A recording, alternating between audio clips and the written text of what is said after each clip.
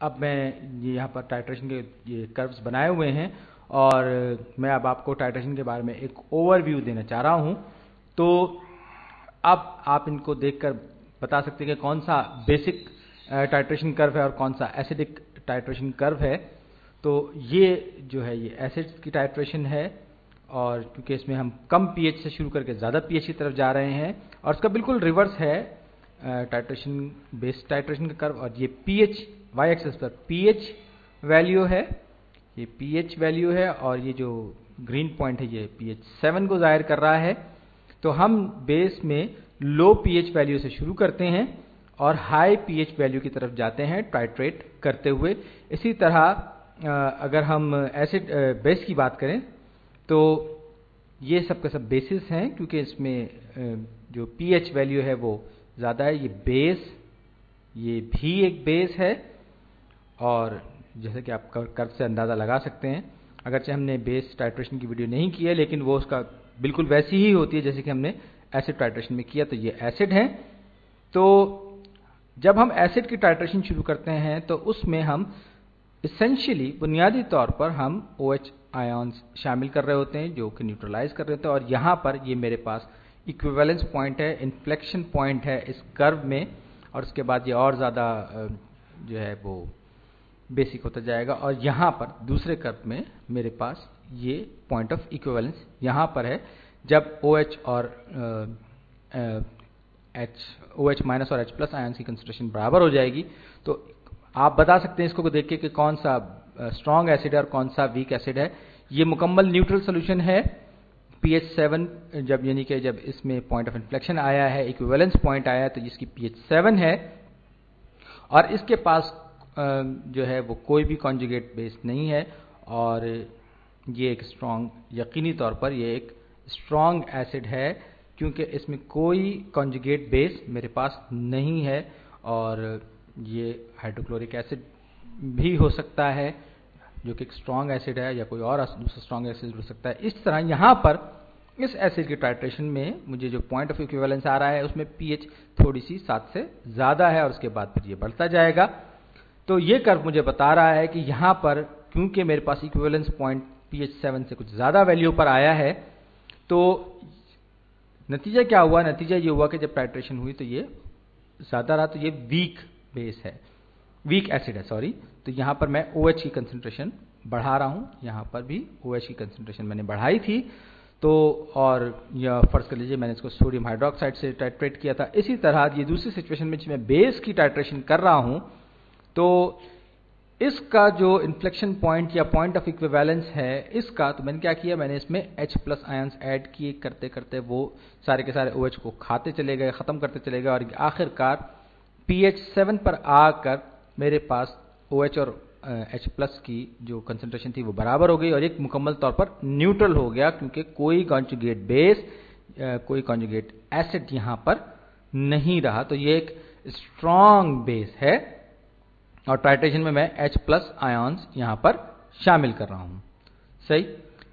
अब बिल्कुल इसी तरह दूसरे कर्व में भी होगा, यहाँ पर मैं OH शामिल कर रहा हूँ, और करते करते करते करते ये हुआ कि थोड़ा से कम pH वैल्यू पे, यानी कि थोड़ी सी एसिडिक पे जाकर मैंने पूरा का पूरा इसको न्यूट्रलाइज किया, क्योंकि यहाँ पर कॉन्जुगेट एसिड जो है वो कुछ ना कुछ बचा है, और पूरा रिएक्शन यानी कि न्यूट्रलाइज होने के बावजूद ही थोड़ा सा एसिडिक रहा, लिहाजा ये एक वीक बेस है।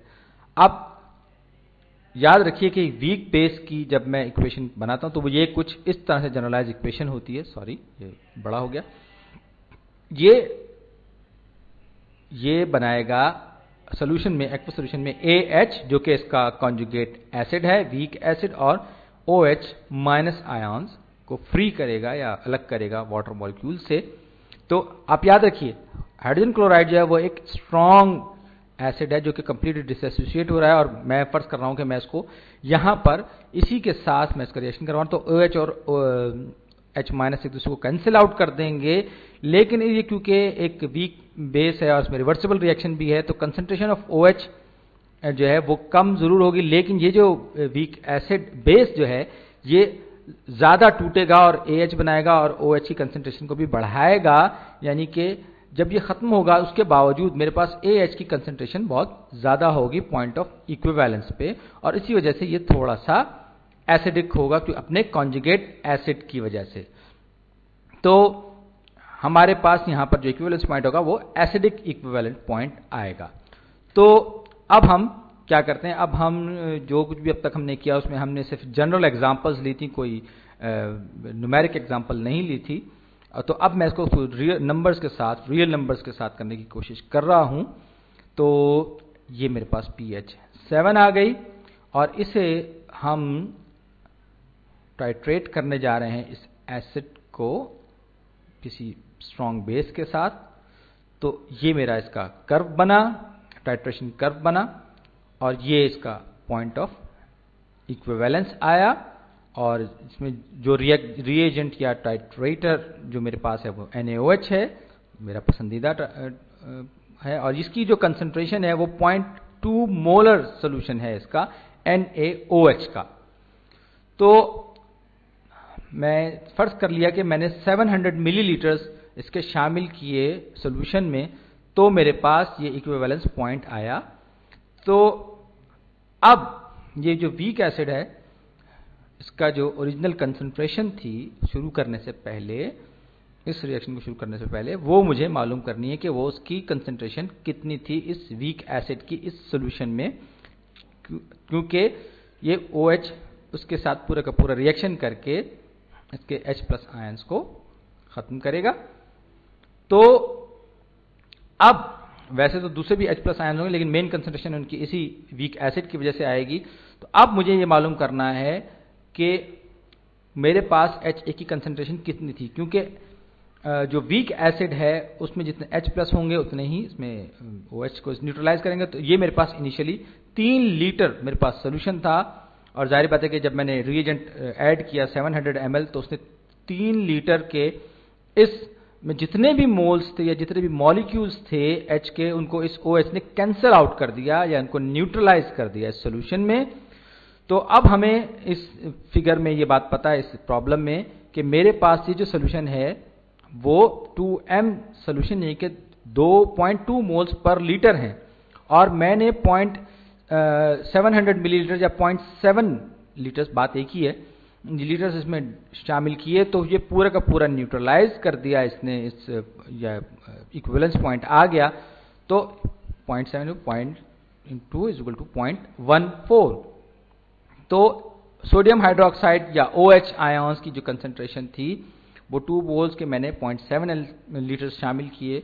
तो मेरे पास ये जो आए ये 0.14 मोल्स मैंने OH आयंस के कंज्यूम किए, तब कहीं जाकर मुझे इक्विवेलेंस पॉइंट मिला।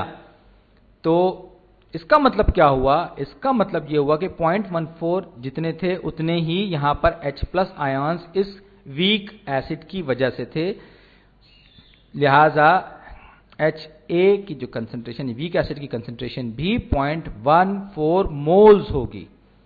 लेकिन इसका वॉल्यूम कितना था? इसका वॉल्यूम था मेरे पास 3 लीटर्स। ये मैंने इनिशियली जो मैंने लिया था, जाहिर बात है कि उसको शामिल करने के बाद सोडियम हाइड्रोक्साइड का वॉल्यूम बढ़ेगा, लेकिन मैं इनिशियल वॉल्यूम की बात कर रहा हूं। तो OH के जो मैंने मॉलिक्यूल शामिल किए वो बराबर होंगे H+ आयंस के जो कि इसमें थे, लिहाजा 0.14 मोल्स दोनों के इसमें आ गए। तो इनिशियल कंसंट्रेशन इसकी भी 0.14 मोल्स पर 3 लीटर्स, तो ये 0.14 डिवाइडेड बाय 3, तो इसका मतलब है 0.046 मोल्स पर लीटर थे इस वीक एसिड के, जिसका मुझे अभी नहीं पता कि ये क्या है क्या नहीं है। तो ये मेरे पास 0.46 मोलर सोल्यूशन हो गया। और अब इसकी pKa के बारे में क्या ख्याल है, जो कि इस एसिड की pKa कितनी होगी? इसके लिए मैं जाऊंगा हाफ इक्विवेलेंस पॉइंट पे, और ये फर्ज कर लीजिए कि ये इस कर्व में मुझे ये पता चल रहा है कि ये यहां पर इसका हाफ इक्विवेलेंस पॉइंट आ रहा है, जो कि 350 मिलीलीटर पे है। जाहिर है हाफ आपने ऐड किए तो ये हाफ के उसने न्यूट्रलाइज कर दिया। तो अब क्या होगा? यहां पर फर्ज कर लीजिए इसकी वैल्यू थी 5, pH वैल्यू इसकी थी 5 हाफ इक्विवेलेंस पॉइंट पे। जब मैंने 350 मिलीलीटर इसमें कंज्यूम किए थे, लेकिन आप पिछली वीडियो से याद करें तो पीएच जो है वो बराबर होता है pKa के। इस सूरत में जबकि मैं एक वीक एसिड की टाइट्रेशन कर रहा हूं तो यहां पर मेरे पास pKa जो होगा वो 5 होगा।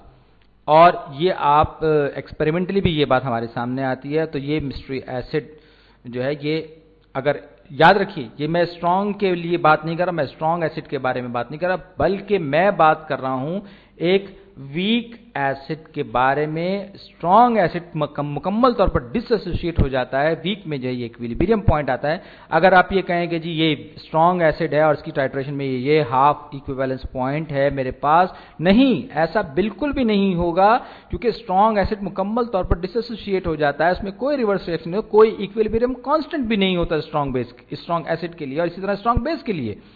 तो जो भी बात हम करेंगे हाफ इक्विवेलेंस पॉइंट की, वो हम बात करेंगे